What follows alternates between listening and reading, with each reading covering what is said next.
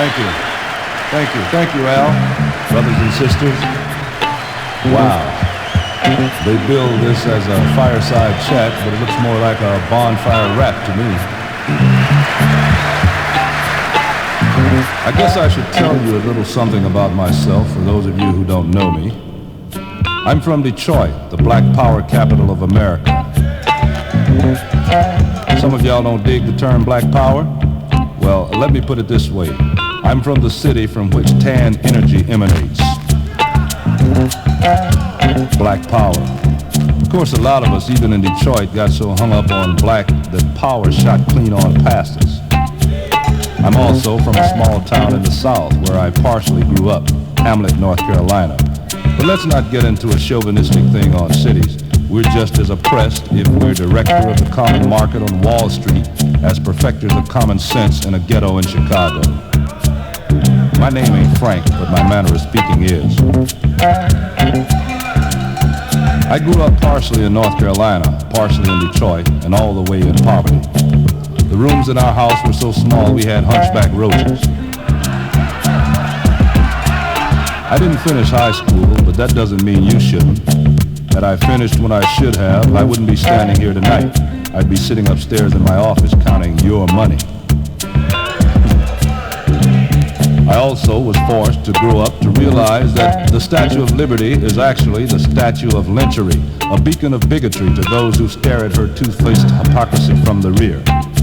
You know, I finally figured out why she's facing out to sea. That's so her rump is turned toward you and me. Figure it out. If I turned my backside to you right now, what would I be telling you? Guess what? I didn't say that. I also learned about white folks. I see some of you are here tonight. You're either friends or spies. I ain't got nothing against white folks, except my pistol.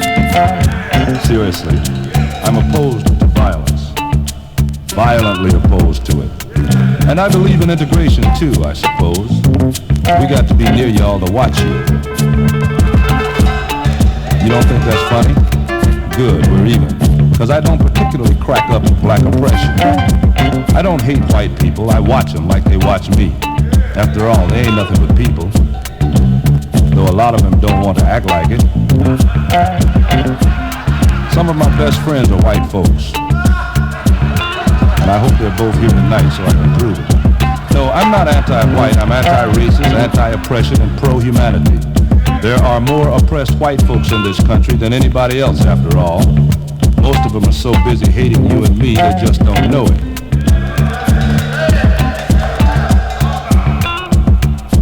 Sometimes, you know, the difference between propaganda and news is whether you read it or saw it yourself.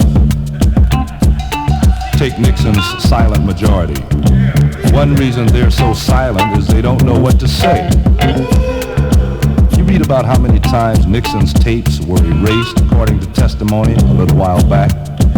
At least 5 times, and possibly 9. Reminds me of the legend about Pontius Pilate. Remember him? He used to wash his hands over and over, hoping to cleanse himself of all that blood on his hands. Erasing a tape over and over, the waters of Watergate seem not to be enough to wash away the truth. Now they say this government is crumbling. It ain't. A strong government is always a minority government ruling a majority by giving the majority the impression they're ruling when they're actually being ruled. South Africa and Rhodesia do not have strong governments over there because the black African majorities know they're being ruled. And those governments are going to come tumbling down.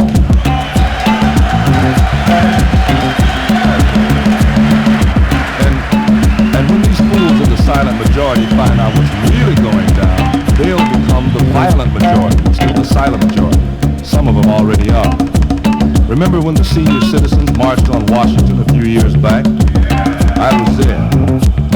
Man, those old folks acted like panthers. I think I heard someone out there call me a black racist. Is that what you said? Well, you know what your mama was, don't you? Black racist. That's a contradiction in terms.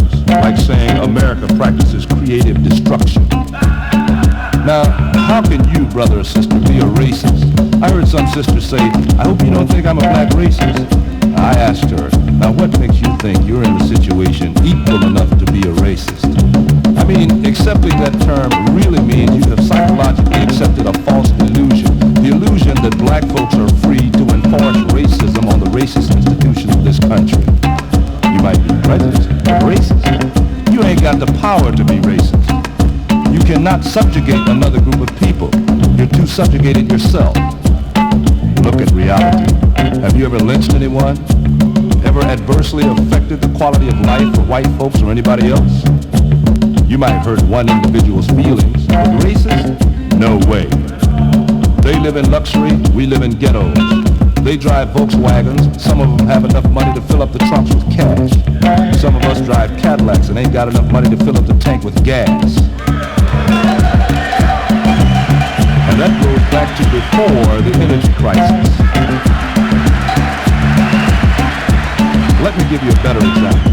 If a baby is born of a white mother and a black father, the white world rejects it, doesn't it? They say that baby is black. It really ain't no big thing with us. We accept it and say, right on, the baby is black, and maybe one day he'll grow up and get in your racist behind.